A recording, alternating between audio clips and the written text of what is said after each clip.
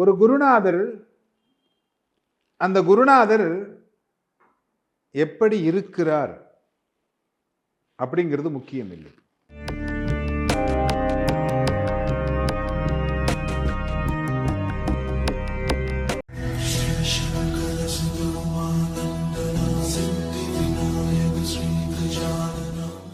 வணக்கம். எல்லாம் வல்ல மூகாம்பிகையினுடைய அருளோடு இன்றைய சிந்தனைகள்.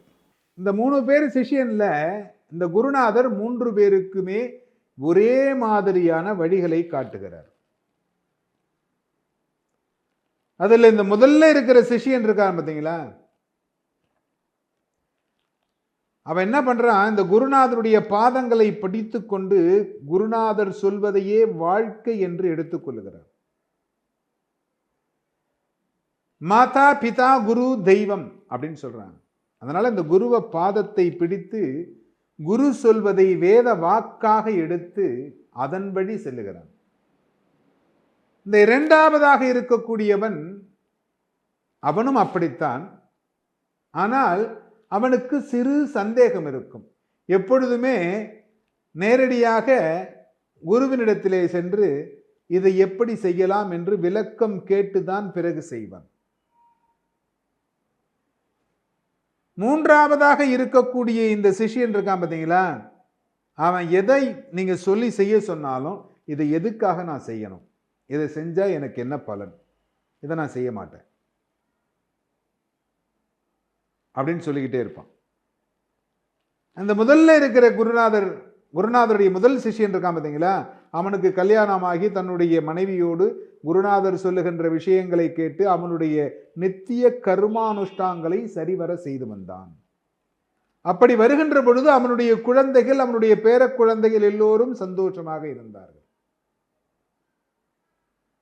எல்லாவற்றிற்கும் தன்னுடைய குருநாதர் தான் என்று சொல்லி அந்த குருநாதரை வழிபாடு செய்து வந்தான். அவர் என்ன சொன்னாலும் கேட்கக்கூடியவர்.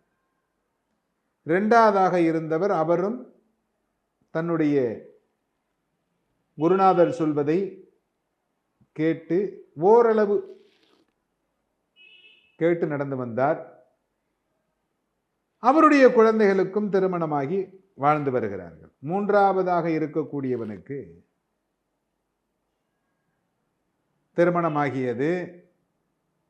குருநாதர் சொல்வதை திருமணத்தின் போதே கேட்கவில்லை. இவனுக்கு குழந்தைகள் பிறந்தது.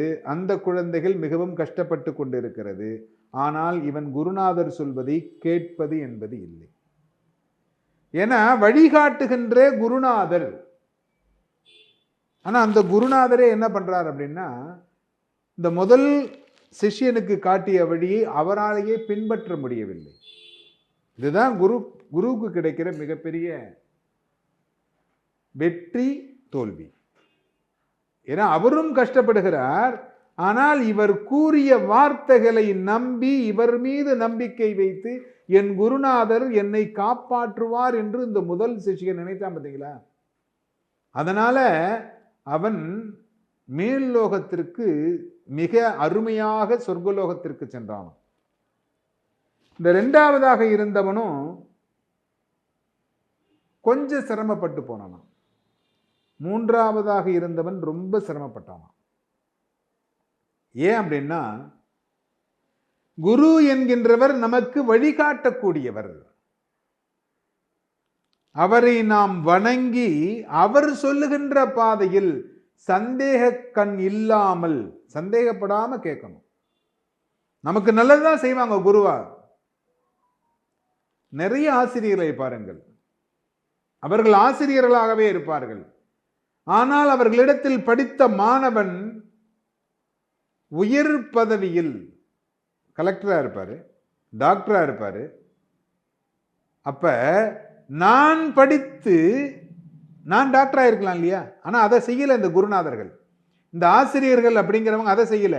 தன்னுடைய மாணவன் வெற்றியடைய வேண்டும், தன்னுடைய மாணவன் உயர் பதவிக்கு செல்ல வேண்டும், தன்னுடைய மாணவன் மிகுந்த செல்வாக்கோடு இருக்க வேண்டும் என்று நினைக்கிறார்கள்.